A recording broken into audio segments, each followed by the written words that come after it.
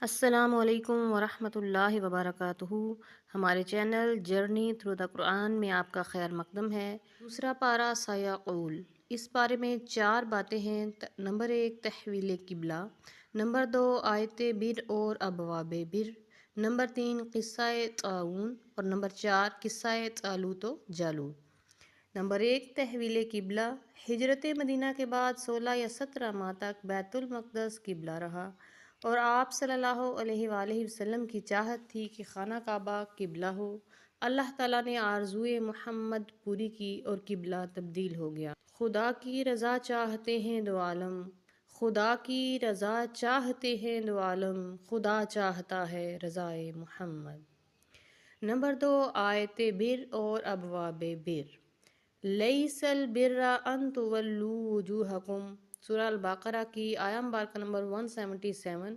یہ آیت بر کہلاتی ہے۔ بر عربک ورڈ کا اردو میں ترجمہ نیکی ہے کہ نیکی کیا ہے۔ اس آیت میں تمام احکامات، عقائد، عبادات، معاملات، معاشرت اور اخلاق اجمالی طور پر مذکور ہیں۔ آگے ابواب بر ہیں جن میں ان کا تفصیلی تذکرہ ملتا ہے۔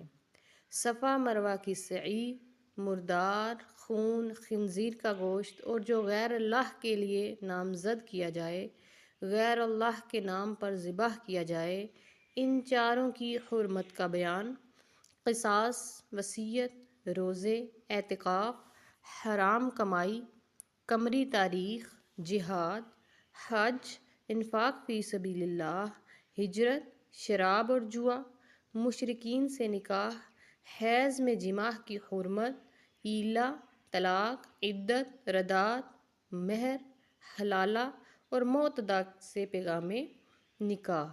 ان ابواب بر کا تفصیلی بیان آپ کو پارہ نمبر 2 میں ملتا ہے۔ نمبر 3 قصہ طاعون۔ کچھ لوگوں پر طاعون کی بیماری آئی۔ بنی اسرائیل کی وہ قوم جو موت کے خوف سے دوسرے شہر چلے گئے، اللہ تعالیٰ نے 2 فرشتوں کو بھیج کر انہیں موت دی تاکہ انسانوں کو پتہ چل جائے کہ کوئی موت سے بھاگ نہیں سکتا۔ کچھ عرصے بعد اللہ تعالیٰ نے اپنے ایک نبی کی دعا سے انہیں دوبارہ زندگی دے دی۔ نمبر 4 قصہ طالوت و جالوت۔